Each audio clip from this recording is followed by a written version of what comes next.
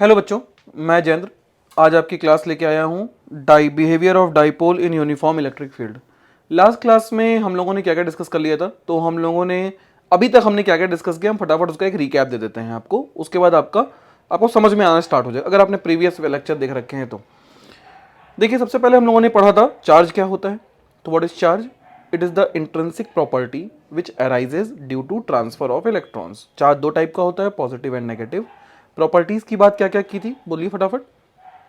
पहला, like charges repel each other, unlike charges attract each other. दूसरा क्या था कि charges are quantized, charges are conserved and charges shows additive nature. ठीक है ना। इसके बाद हम लोगों ने क्या पढ़ा था, फोर्सेस बिटवीन टू चार्जेस। तो फोर्स बिटवीन टू चार्जेस किसने दिया था? कूलम्स ने दिया था। क्या फॉर्मूला आया था? F equals to K Q one Q two by R square, जहाँ के की वैल्यू क्या होती है 1/4 पाई एप्सिलॉन नॉट या फिर 9 × 10⁻⁹। ठीक है ना। इसके बाद हम लोगों ने क्या पढ़ा था बताइए। इसके बाद हम लोगों ने पढ़ा था कि अगर किसी मीडियम में सिस्टम को रख दे तो क्या होगा। तो कुछ नहीं होगा, F equal to 1/4 pi epsilon naught के साथ में के जुड़ जाएगा, उसके को बोलते हैं डाई इलेक्ट्रिक कॉन्स्टेंट। ठीक है ना, इसको पढ़ लिया था। इसके बाद हम कहाँ बढ़े थे आगे, हम बढ़े थे इलेक्ट्रिक फील्ड पे। तो इलेक्ट्रिक फील्ड क्या होती है? Electric field is the area around the charge where another charge experience some force is known as electric field. Electric field के अंदर हमने क्या क्या पढ़ा? डायरेक्शन ऑफ इलेक्ट्रिक फील्ड तो क्या होती है, away the positive towards the negative. उसके बाद हमने क्या पढ़ा, बोलिए। उसके बाद हमने पढ़ा था electric field due to point charge. क्या आया था? 1/4 pi epsilon naught Q by R square आया था। डाइपोल क्या होता है? तो it is a system in which two equal and opposite charges are placed at a small distance, this whole system is known as dipole. ये हमने पढ़ लिया था। ठीक, डाइपोल के एक्सियल और इक्वेटोरियल पे इलेक्ट्रिक फील्ड पढ़ी थी। डाइपोल मोमेंट पढ़ा था। फिर क्या होता है? P is equals to 2QL या charge into distance between both charges, ये पढ़ लिया। इसके बाद हमने क्या पढ़ा था बताइए, याद कीजिए याद कीजिए याद कीजिए। हाँ, electric field due to dipole axial कितनी आई थी?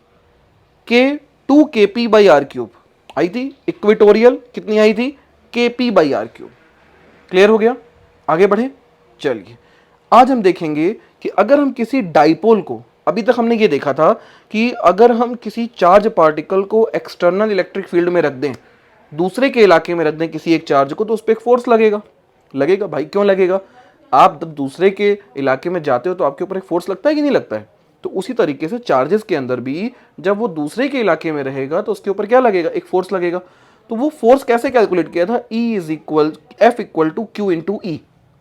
देखिए, रिवाइज करिए, अपनी नोट्स कॉपी पलटिए, दिखेगा आपको। ठीक है, इतना हम लोगों ने पढ़ लिया था। ठीक, आज के टॉपिक में हम देखने जा रहे हैं, अगर अब हम डाइपोल को, डाइपोल क्या था? डाइपोल एक ऐसा सिस्टम था जिसमें दो इक्वल एंड अपोजिट चार्जेस रखे हुए हैं स्मॉल डिस्टेंस पे। इस सिस्टम को बोलते हैं डाइपोल। तो उस सिस्टम को अगर हम एक ऐसी फील्ड में रख दें जिसमें पहले से इलेक्ट्रिक फील्ड एस्टेब्लिश है, मतलब पहले से किसी चार्ज के इलाके में लाके रख दे, तो क्या होगा? तो देखते हैं क्या हो सकता है उसके बारे में। मान लीजिए बच्चे कि आपके पास में एक इलेक्ट्रिक फील्ड लगी हुई थी E, एक यूनिफॉर्म इलेक्ट्रिक फील्ड लगी हुई है बेटा, कितनी? E। दिख रहा है सबको? चलिए ठीक है।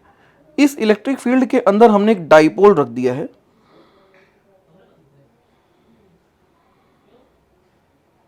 ये हमने डाइपोल रख दिया, ठीक है ना। अब डाइपोल अगर हमने रखा है बच्चे, तो होगा क्या? एक साइड नेगेटिव क्यू होगा, माइनस क्यू, एक साइड प्लस क्यू होगा, होगा, ठीक है ना। अब अगर इलेक्ट्रिक फील्ड E लगी हुई है तो इलेक्ट्रिक फील्ड लाइंस क्या होती हैं? Away the positive towards the negative होती हैं। तो away the positive towards the negative मतलब इसका मतलब ये साइड पॉजिटिव थी और ये साइड नेगेटिव थी। आप एक काम कीजिए, चार्जेस का साइन बदल लीजिए, माइनस वाले को प्लस कर दीजिए और प्लस वाले को माइनस कर दीजिए। अगर ये कंडीशन होगी तो भी क्या होगा, ये हम बाद में डिस्कस करेंगे, समझने के लिए अभी हम इसको देखते हैं। ठीक है, अब बताइए, पॉजिटिव चार्ज माइनस की तरफ अट्रैक्ट होगा, like charges attract each other, unlike charges attract each other. तो इसके ऊपर प्लस क्यू के ऊपर फोर्स लगेगा एक, और प्लस क्यू के ऊपर फोर्स कितना लगेगा? तो force on plus Q charge, बोलो कितना होगा? क्यू इंटू ई। लगेगा कि नहीं लगेगा? ठीक, माइनस क्यू चार्ज पर भी फोर्स लगेगा, अपोजिट टू इलेक्ट्रिक फील्ड लगेगा, कितना लगेगा, QE, QE।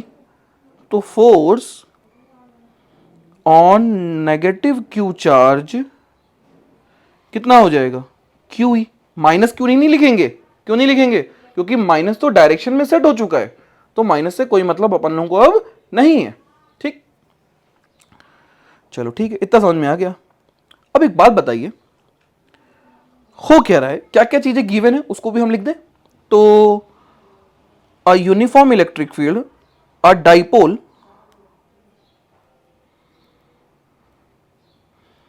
is placed in uniform electric field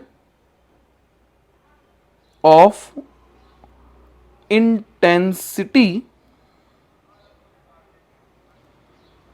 E।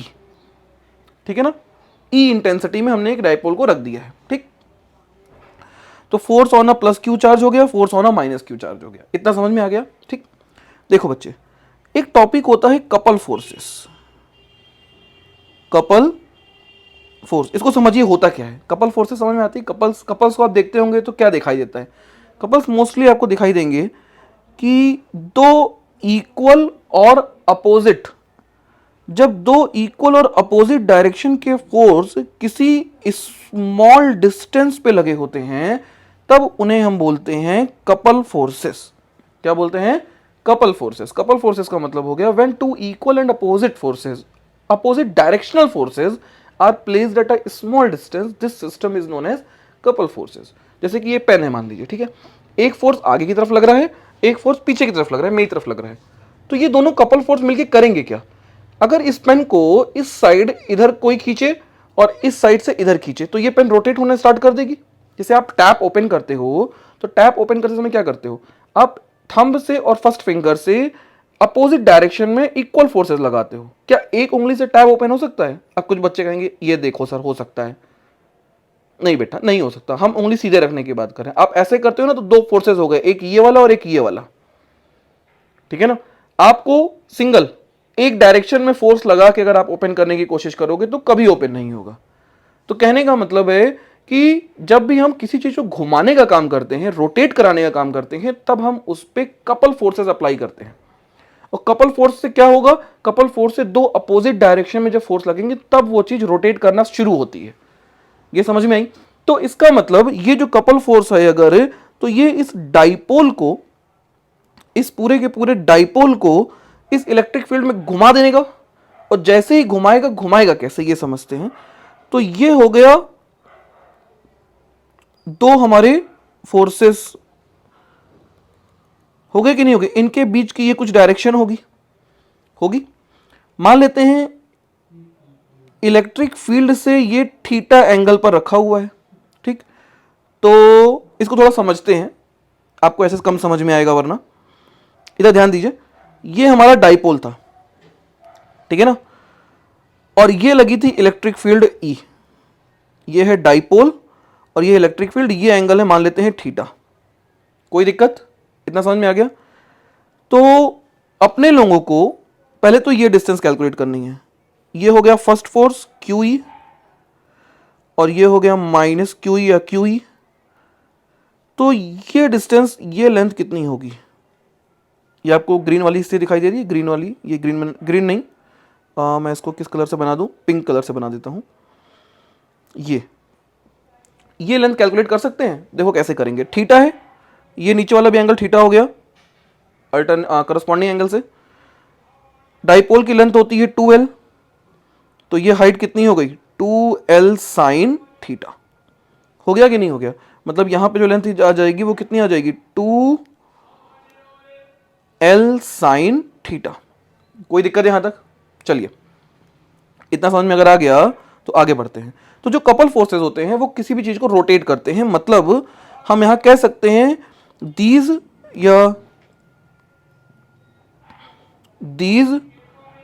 both forces behave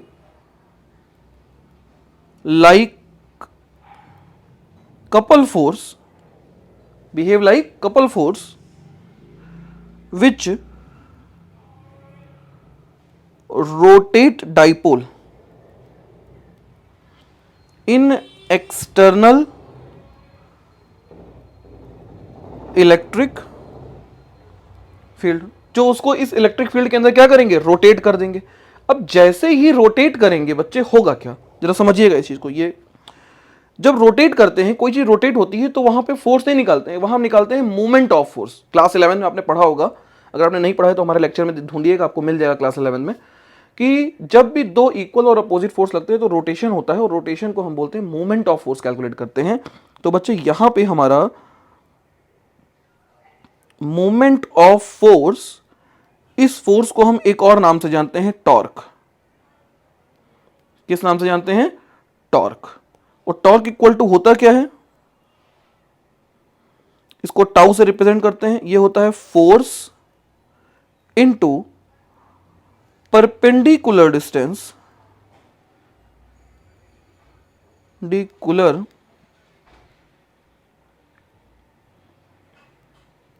distance between forces. कोई दिक्कत? अब इन दोनों की परपेंडिकुलर डिस्टेंस क्या आ गई है, 2l sin थीटा। फोर्स कितना लग रहा है, QE, और डिस्टेंस कितनी है, 2l sin थीटा। लो, खत्म हो गया क्वेश्चन।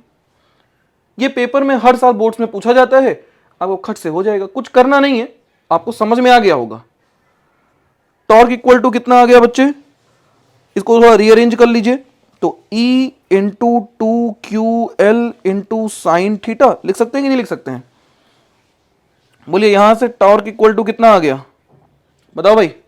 टॉर्क इक्वल्स टू आ गया, इसको क्या पढ़ते हो, 2QL को क्या पढ़ते हो, P, डाइपोल मोमेंट, तो आ गया PE sine theta. This is a very important formula. कोई दिक्कत यहां तक, पक्का? चलो एक चीज और समझो, ये जो PE साइन थीटा है, जहां पे P क्या है, P एक वेक्टर है जिसकी डायरेक्शन किधर होती है, हमने कल बताया था आपको लास्ट लेक्चर में, नेगेटिव टू पॉजिटिव होती है, ठीक। E क्या है, E है इलेक्ट्रिक फील्ड। E क्या है बच्चे, इलेक्ट्रिक फील्ड, जो कि एक वेक्टर क्वांटिटी है, तो ये भी आपकी वेक्टर हो गई। और टॉर्क भी क्या है, टॉर्क भी एक वेक्टर क्वांटिटी है, होता है कि नहीं होता है? तो इसका मतलब इसका एक वेक्टर प्रोडक्ट हो सकता है, और वेक्टर फॉर्म में जब लिखेंगे तो टॉर्क इक्वल टू आ जाएगा P vector torque equals to P cross E। This is a vector form of torque. Clear हो गया? कोई डाउट है किसी को? चलिए आगे देखते हैं। हमारे पास फॉर्मूला मिल गया है PE साइन थीटा। थीटा क्या है, कोई पूछ ले व्हाट इज अ थीटा, तो थीटा क्या है बच्चे, angle between P and E। ठीक है, समझिएगा जरा इसको। मान लीजिए इलेक्ट्रिक फील्ड लगी हुई है, हम तीन कंडीशन की बात करेंगे।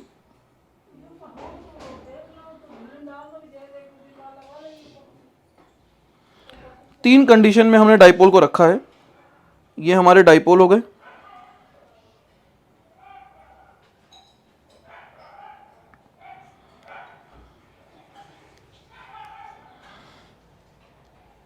एक तो एंगल थीटा पे है, रुको,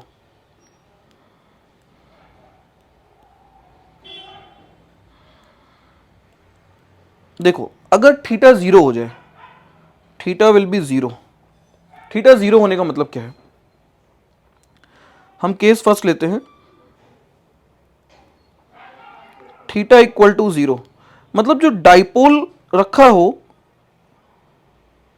ये इलेक्ट्रिक फील्ड लगी है तो डाइपोल भी इस डायरेक्शन में ही आए, तब बोलेंगे क्या, थीटा इक्वल टू जीरो है। मतलब दोनों सेम डायरेक्शन में होंगे अगर, तो उस केस में दोनों के बीच का एंगल क्या होगा, जीरो होगा। ये बात समझ में आती है?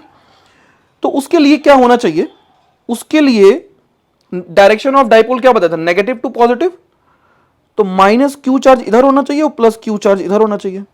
ये बात समझ में आ रही कि नहीं आ रही है? चलिए ठीक है, तो थीटा इक्वल टू जीरो पे टॉर्क इक्वल टू कितना आ जाएगा, पी ई साइन जीरो, और साइन जीरो की वैल्यू होती है जीरो, तो टॉर्क इक्वल टू आ गया कितना, जीरो। तो उस केस में when the dipole parallel to electric field, it the torque will be zero. उस केस में टॉर्क जीरो आएगा, मतलब रोटेशन नहीं होगा। रोटेशन नहीं होगा, टॉर्क जीरो आएगा, तो टॉर्क जीरो आने का मतलब हो गया कि नेट फोर्स भी कितना आएगा, जीरो। नेट फोर्स की बात कर रहा हूं, फोर्स की बात नहीं कर रहा हूं, क्योंकि फोर्स तो दोनों चार्जेस पे लग रहा था। कुछ कहानी ऐसी बन गई थी, समझ लीजिए कि जैसे मैं हूं, तो मेरा एक हाथ इस साइड एक हाथी से बंधा हुआ है, सपोज कर लीजिए, दूसरा हाथ इस साइड इस हाथी से बंधा हुआ, एक दूसरे हाथी से बंधा है, और दोनों हाथी सेम फोर्स लगा रहे हैं, और हमने कहा खींचो। सोचो क्या हमारा मोशन होगा? दोनों अगर सेम ताकत से खींचेंगे मुझे, तो क्या मैं लेफ्ट या राइट डिस्प्लेस होऊंगा? नहीं होऊंगा। क्यों? क्योंकि हमारे ऊपर लगने वाला नेट फोर्स जीरो है। तो इसका मतलब ये थोड़ी ना है कि कोई नेट फोर्स जीरो है तो कोई पूछेगा कैसा लग रहा है, बहुत मजा आ रहा है, मजा आ गया एकदम, ऐसा थोड़ी ना होगा भैया। दर्द होगा, फट जाएगा अंदर से दर्द के मारे। क्यों होगा ऐसा? क्योंकि नेट फोर्स जीरो है। नेट फोर्स जीरो होने का मतलब है कि एक्सेलरेशन जीरो होगा, मोशन नहीं होगा, लेकिन फोर्स तो लग ही रहा है ना। क्लियर हो गया? चलिए ठीक है, दूसरी कंडीशन की बात करते हैं हम लोग अब। दूसरी कंडीशन समझते हैं।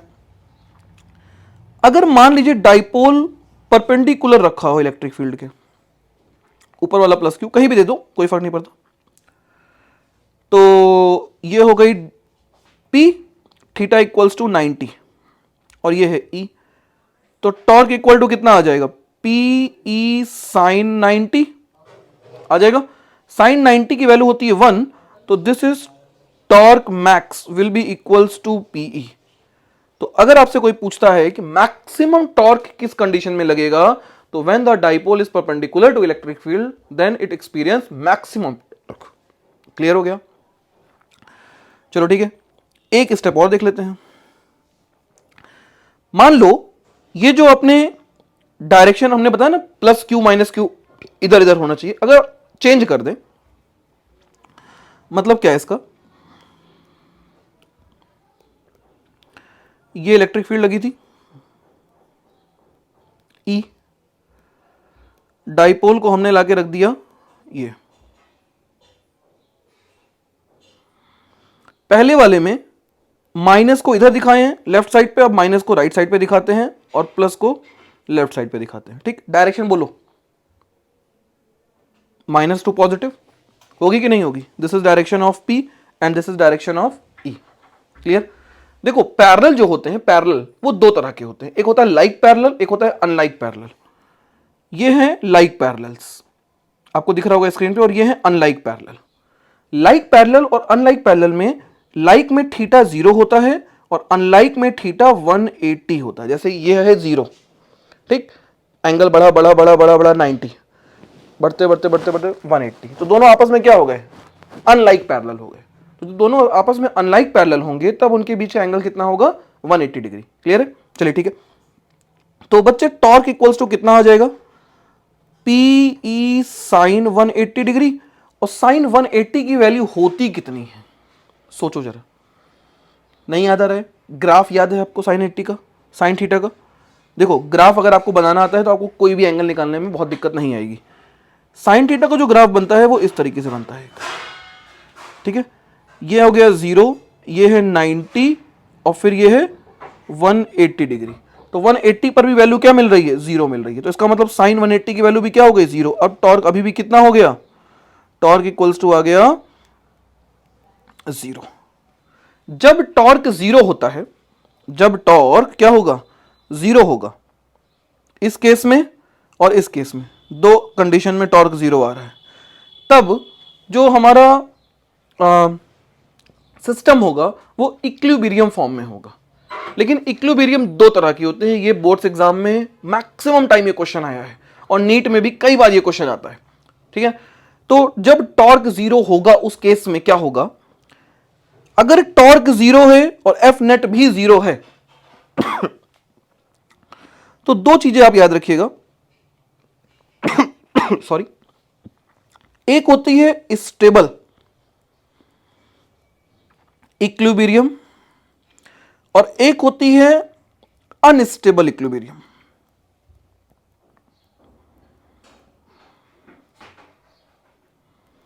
ये बहुत इंपॉर्टेंट क्वेश्चन है, ये हर साल आया है लगभग पेपर में, ठीक है ना कहीं आपके, अगर आप 12th का पेपर दे रहे हो तो कोई ना कोई पेपर में मिलेगा जरूर, या CUET में मिलेगा, कहीं ना कहीं पक्का मिलेगा ये क्वेश्चन। देखना, समझना इसको, दोनों कंडीशन में टॉर्क 0 होना चाहिए। क्लियर? स्टेबल इक्विलिब्रियम में अगर टॉर्क 0 है तो फोर्स भी 0 होगा, अंडरस्टूड है ये, हमें फोर्स को नहीं दिखाना है। लेकिन जो पहली कंडीशन थी स्टेबल इक्विलिब्रियम में, उसके अंदर दोनों फोर्सेस अपोजिट लग रहे थे एक दूसरे के, तो उसको स्टेबल बोला जाएगा। तो उस केस में बच्चे हम कहेंगे direction of dipole moment when parallel to direction of electric field, then it is known as stable condition. और अनस्टेबल कब बोलेंगे? जब डाइपोल मोमेंट एंटी पैरेलल हो, दिस इज पैरेलल। लेकिन आप यहां लिख ही लीजिए, बवाली खत्म, नहीं तो आपको कंफ्यूजन होगा। When dipole moment, direction of dipole moment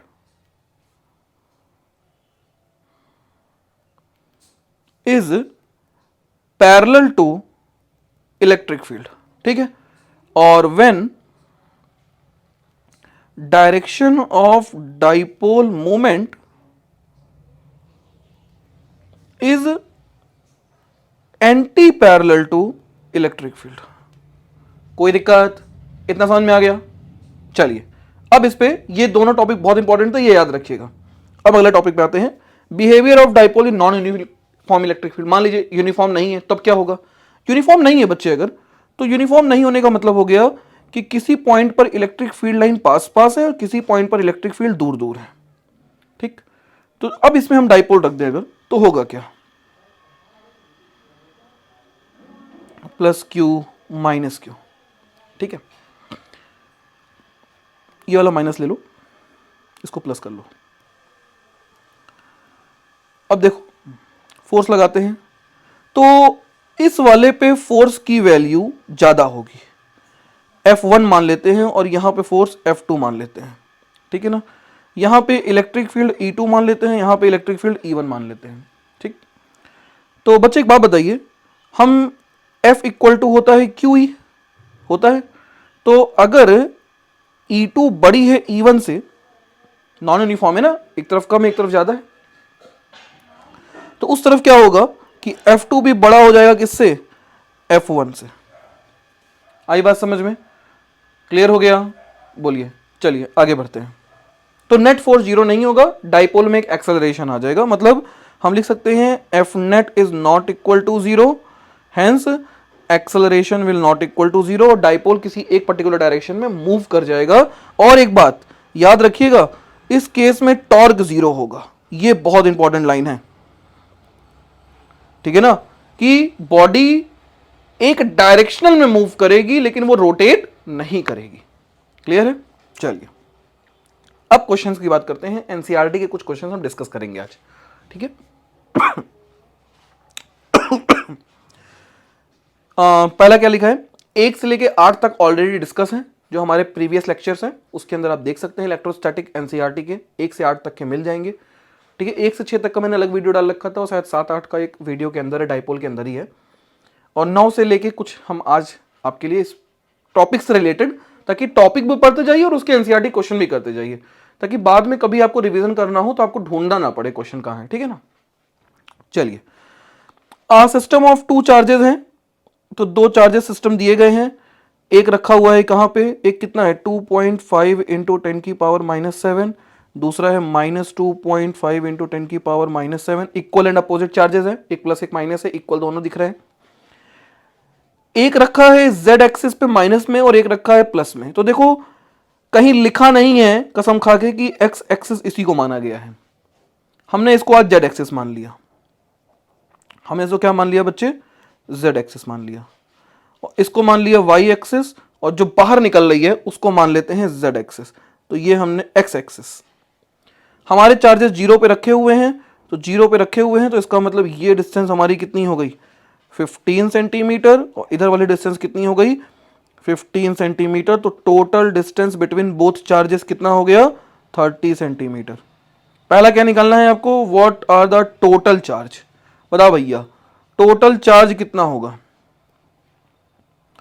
total charge Q, total charge की प्रॉपर्टीज की आज हम वो किए थे, शुरुआत में रिवीजन कराए थे, तो हमने क्या बताया, charge are additive nature. Additive nature का मतलब क्या था, देखिए पहले लेक्चर में मिल जाएगा आपको, वैसे हम बता देते हैं आपको कि हम चार्जेस को साइन के साथ डायरेक्ट एल्जेब्रिक जोड़ देंगे, हमें वेक्टर वेक्टर नहीं लगाना होता है क्योंकि एक स्केलर क्वांटिटी है।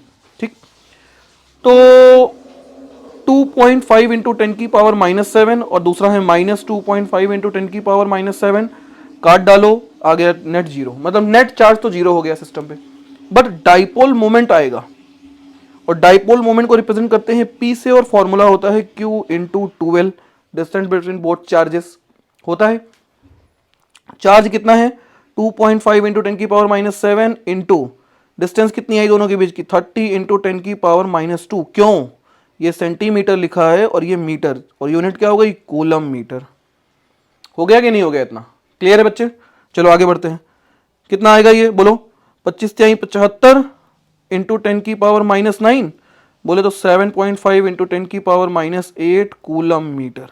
कोई दिक्कत, समझ में आ गया? चलिए अगला क्वेश्चन देखते हैं, क्या लिखा है, an electric dipole with dipole moment दिया है, P दिया है। देखो हम कैसे कर रहे हैं क्वेश्चन को, आप लिखते चलिए ऐसे साथ में, 4 इंटू 10⁻⁻9 कूलम। आप मेरे करने के तरीके को फॉलो कीजिए, क्वेश्चन को पढ़ने के तरीके को फॉलो कीजिए कि किस तरह से टेकल करना है क्वेश्चंस को, तभी आपके क्वेश्चंस अपने आप बनेंगे।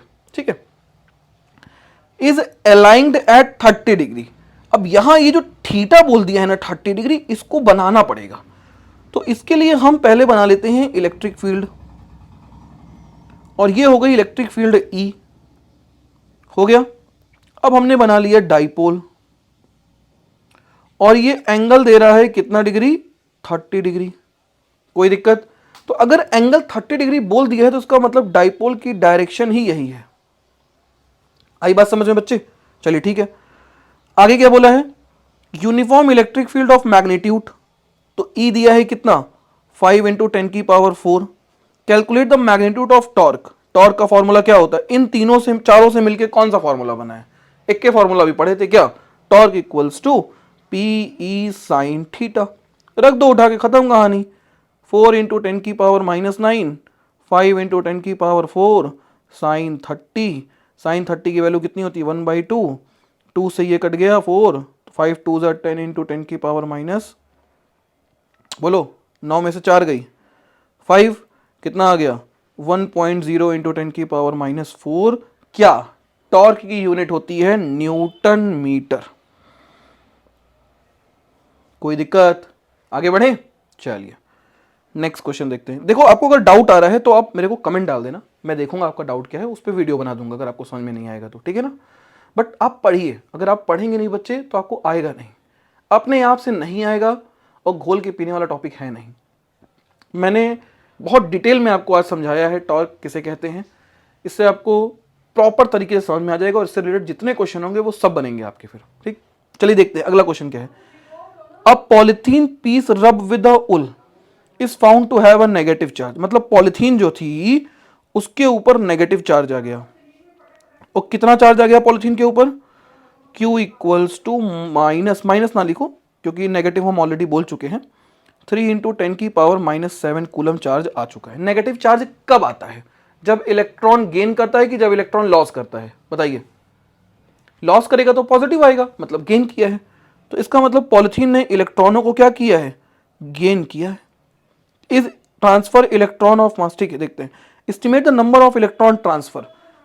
तो नंबर ऑफ इलेक्ट्रॉन निकालना है, नंबर ऑफ इलेक्ट्रॉन का मतलब क्या होगा कि n निकालना है आपको, Q दिया है आपको, है ना, तो Q इक्वल टू क्या होता है Ne, तो n इक्वल टू कितना हो जाएगा Q बाई E। Q कितना है 3 इंटू 10⁻⁻7, E कितना होता है 1.6 इंटू 10⁻⁻19, और ये हो जाएंगे नंबर ऑफ इलेक्ट्रॉन्स।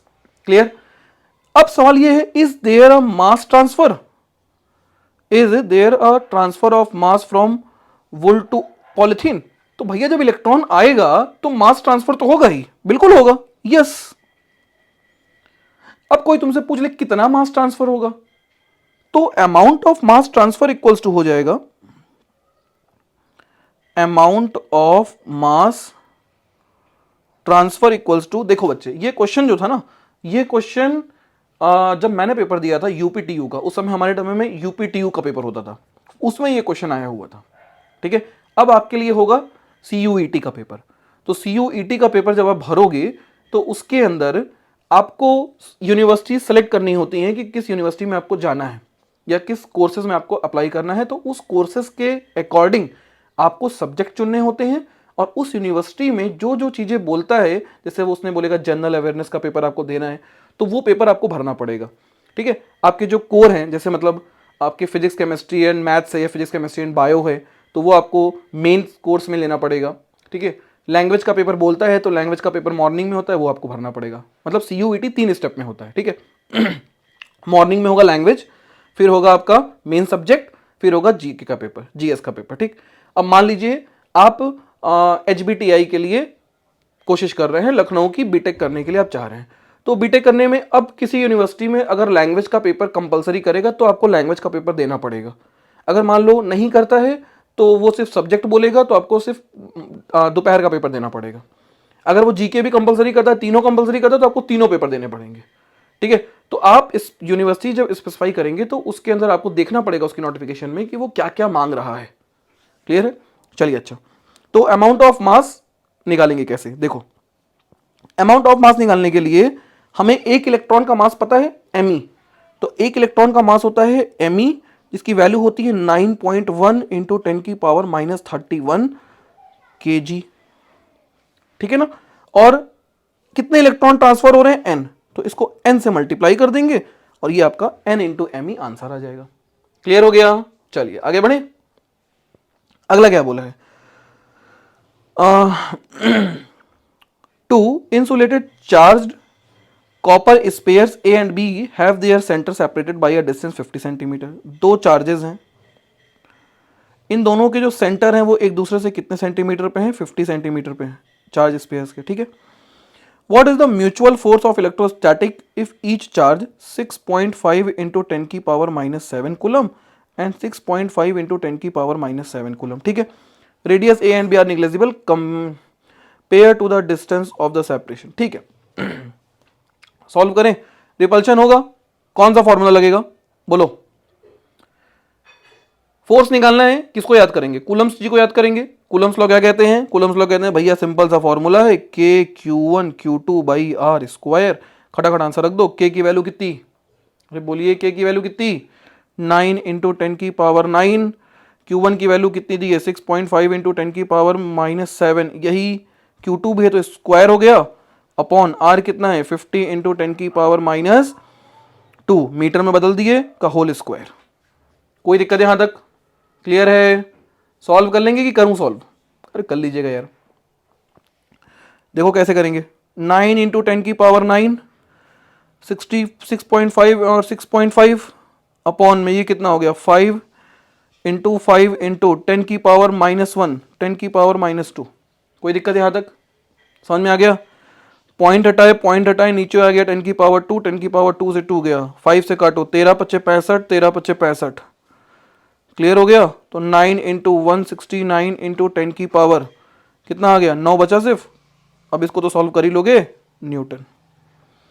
ठीक है, अगला क्या पूछा? What is the force of repulsion if each spare is charge double. मतलब हमने Q को 2Q कर दिया, ठीक, and the distance between them is half, और R को R/2 कर दिया, तो होगा क्या? जरा सोचते हैं। कूलम्स के according F is directly proportional आया था Q1 Q2 by R square के। आया था कि नहीं आया था? बस इसी में वैल्यूज रख दो। तो F डैश इक्वल टू क्या हो जाना चाहिए? K 2Q अपॉन R/2 का होल स्क्वायर। कितना आ गया? 4KQ square by R square by 4, 4 ऊपर जाएगा तो ये हो गया 16KQ square by R square. तो F डैश इक्वल टू आ गया 16। पहले वाले को हमने क्या पढ़ा था? F, तो 16F मतलब फोर्स कितना हो जाएगा? 16 टाइम्स हो जाएगा। क्लियर? ये नहीं समझ में आया तो एक बार रिवाइंड करके फिर से देखिएगा इसको। चलिए अगला बढ़ते हैं। हाँ भाई देखो क्या लिखा हुआ है। Suppose the sphere A and B in exercise 1.2, मतलब 1.12, इसके पहले वाला क्वेश्चन था जो मेरा, दो स्पेयर थे हमारे ए एंड बी, ठीक है ना।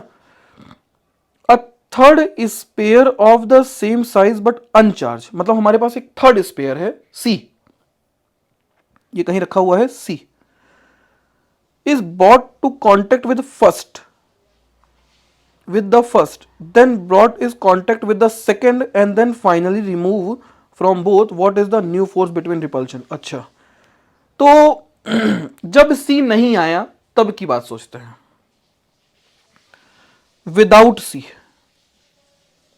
विदाउट C तो फोर्स कितना लग रहा था, F equals to K Q, Q था चार्ज, तो Q square upon R square लग रहा था। ठीक, होता क्या है जब हम दो चार्ज पार्टिकल को आपस में टच कराते हैं, ठीक, तो एक चार्ज पार्टिकल पर मान लीजिए Q1 चार्ज है, दूसरे पे Q2 चार्ज है, समझिएगा। इनको जब आपने कांटेक्ट कराया तो कांटेक्ट कराने पर इस सिस्टम पर टोटल चार्ज हो जाएगा Q1 प्लस Q2, मतलब एक पे 10 दूसरे पे 8, तो टोटल कितना हो गया छुआते ही 18 कूलम। अब क्वेश्चन आ रहा होगा उनमें सर एक पे -8 हो, तो हम जान रहे हैं आप ही हो ऐसे क्वेश्चन पूछने वाले, जो क्लास में कुछ बच्चे होते नहीं है अलग, जो जीवन में कुछ करके गुजरते हैं, जिनके मन में क्वेश्चंस आते हैं, अच्छी बात है ये। तो एक पे 10 आया होगा, एक पे -8 आया होगा, है ना। तो एक पे 10 और -8 जब आपस में ऐड होगा तो charge shows additive nature, first lecture याद करो। तो जब एडिटिव नेचर होगा तो 10 और -8 कितना हो गया, +10 -8 बोले तो +2, तो चार्ज हो गया 2 कूलम। नेट चार्ज कितना हो गया 2 कूलम। एडिटिव नेचर ही शो करेंगे, मतलब चार्जेस को विद साइन ही जोड़ेंगे, ऐसा नहीं है साइन को भूल के जोड़ देंगे, ठीक।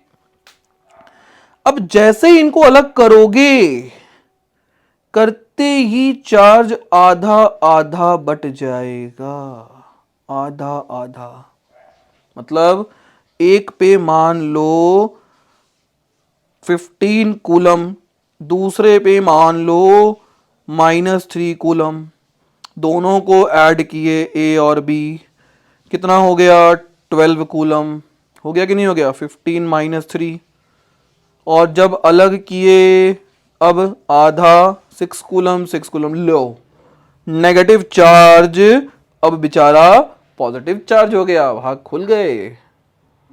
क्लियर हो गया, चलिए कंसेप्ट क्लियर है। तो अब इस टॉपिक को वापस से समझते हैं। देखो भाई हाँ बच्चों स्टार्ट करें। देखो पहले ए और सी को साथ में रखा गया, तो सी तो अनचार्ज था, क्वेश्चन में बोला है a third sphere of same size uncharged, है ना। तो सी अगर अनचार्ज था बच्चे, तो उस केस में टोटल चार्ज होगा क्यू होगा। तो जब इन दोनों को अलग अलग करोगे तो ए पर चार्ज की वैल्यू हो गई Q/2 और सी पर भी चार्ज की वैल्यू हो गई Q/2, हो गई कि नहीं हो गई। अब ये जो थर्ड चार्ज है Q/2 वो चला जाएगा किसके पास, बी के पास चला जाएगा, और बी वाले के पास में जब चार्ज है तो बी वाले के पास भी क्यू था और सी वाले के पास कितना है Q/2। टोटल चार्ज सिस्टम पे कितना हो गया बोलो भैया, एक और आधा 1.5 बोले तो क्यू एकम क्यू, सॉरी 2 1 जा 1 और एक 3Q/2, इतना समझ में आया। अब ये जब दोनों अलग अलग होंगे तो बी पर चार्ज कितना हो जाएगा, /2 करोगे तो 3Q/4 और सी पर भी चार्ज कितना हो जाएगा 3Q/4। कहने का मतलब क्या है कि आखिरी में सी इतना चार्ज लेके निकल जाएगा। अब हमारे पास चार्ज ए बच गया Q/2, बी बच गया 3Q/2, 3Q/4, तो फोर्स कितना लगा, डिस्टेंस वही है, तो फोर्स F' हो गया के Q/2 और 3Q/4 अपॉन आर स्क्वायर। तो F' की वैल्यू आ गई बच्चे 3/8 KQ² बाई आर स्क्वायर। पहले वाले को हमने f माना था, तो f डैश कितना आ गया 3/8f, मतलब जो फोर्स है वो 3/8f हो जाएगा, 3/8 टाइम्स हो जाएगा। क्लियर हो गया? चलिए नेक्स्ट। हाँ भाई ये क्वेश्चन देखो क्या है, ये क्वेश्चन होगा कैसे, सवाल ये उठता है, बुक में देख के तो बड़ा अच्छा लगता है कि ये क्वेश्चन आया यार, फिगर अच्छी बनी है, सुंदर सुंदर, ये जा रहा है, वो जा रहा है, वो जा रहा है। इसको समझते हैं क्या बोला है। shows the track of three charged particle in a uniform electrostatic field, give the sign of the three charges which particles has highest charge to mass ratio. लियो चार्ज टू मास रेशियो की बात कर लिया, हमारा favourite charge to mass ratio. Charge to mass ratio favourite कैसे था, हमने आपको इसकी कहानी सुनाई है, आप देखिएगा, आपको शॉर्ट्स में मिल जाएगी। Q/m, इसको क्या बोलते हैं, charge to mass ratio. This is charge to mass ratio, और इसको हम पढ़ते क्या हैं, स्पेसिफिक चार्ज। याद आया कुछ? अरे बोलो, स्पेसिफिक चार्ज याद आया कि नहीं आया? चलिए ठीक। पहली चीज तो ये बताइए कि साइन बताना है, तो फर्स्ट सेकंड और थर्ड का साइन क्या होगा। पहले दूसरे पॉजिटिव की तरफ जा रही हैं, तो पॉजिटिव की तरफ कौन अट्रैक्ट होता है, नेगेटिव अट्रैक्ट होता है। इसका मतलब पहला दूसरा तो नेगेटिव साइन हो गया, और तीसरा पॉजिटिव की तरफ जा रहा है, नेगेटिव की तरफ जा रहा है, इसका मतलब कौन है बेचारा, बेचारा ही है वो, तो गलत जगह जा रहा है ना, खैर कोई बात नहीं। अब चार्ज टू मास रेशियो पूछा है, तो चार्ज टू मास रेशियो निकालने का हमने आपको बताया था, हमने आपको एक path of electron in external electric field when it is इंटर्स perpendicular it's parabola. और जब पैराबोलिक पाथ हमने सिखाया था आपको, तो हमने आपको एक चीज और बताई थी कि जो tan थीटा होता है, मतलब कितना एंगल डेविएट हो रहा है वो अपने पाथ से, आप देखोगे मेरे लेक्चर में स्टार्टिंग में मिल जाएगा ये टॉपिक भी, इज डायरेक्टली प्रोपोर्शनल टू, हमने बताया था m/q, q/m सॉरी, मतलब charge to mass ratio specific charge के डायरेक्टली प्रोपोर्शनल आया था, वो आया था कि नहीं आया था। तो अगर डायरेक्टली प्रोपोर्शनल है तो इसका मतलब जितना, जिसमें जितना ज्यादा डेविएशन होगा उसका उतना ज्यादा चार्ज टू मास रेशियो होगा, होगा कि नहीं होगा। तो इसका मतलब हो गया, हम यहां से देख पा रहे हैं कि सबसे ज्यादा डेविएशन थर्ड में है, फिर उससे कम 1 में है, फिर 2 में है, तो 3 फिर 1 फिर 2। बोलिए कोई डाउट है यहां तक, समझ में आ गया? चलिए इसके बाद एक दो क्वेश्चंस और देख लेते हैं हम लोग। देखो सिंपल सिंपल क्वेश्चन है। इलेक्ट्रिक डाइपोल मोमेंट दिया है आपको, P दिया हुआ है बच्चे 4 × 10⁻⁵। फिर क्या पूछा, यूनिफॉर्म इलेक्ट्रिक फील्ड दिया गया है, E दिया हुआ है आपको, and making an angle 30 degree with the direction of field. ठीक है, थीटा पता है आपको, तो क्या निकालना है, डिटरमाइन द टॉर्क, निकल जाएगा PE, बोलो साइन थीटा, खट से आंसर। नेक्स्ट क्वेश्चन देख लेते हैं क्या है। इलेक्ट्रिक डाइपोल मोमेंट इतना दिया है, एंगल थीटा दिया है with direction of uniform electric, same question है, कर लेंगे। चलिए ये दोनों क्वेश्चन ट्राई कीजिएगा, अगर नहीं होते हैं तो कमेंट कीजिएगा। और इसी के साथ हम आज की क्लास खत्म करते हैं। कल फिर हम अगला लेक्चर अपलोड करेंगे, आप देखिएगा और अपनी पढ़ाई को कंटिन्यू करिए। अगर आप नीट का फोकस कर रहे हैं नेक्स्ट ईयर, तो सिलेक्शन तो पक्का है ही। चलिए थैंक यू बच्चों।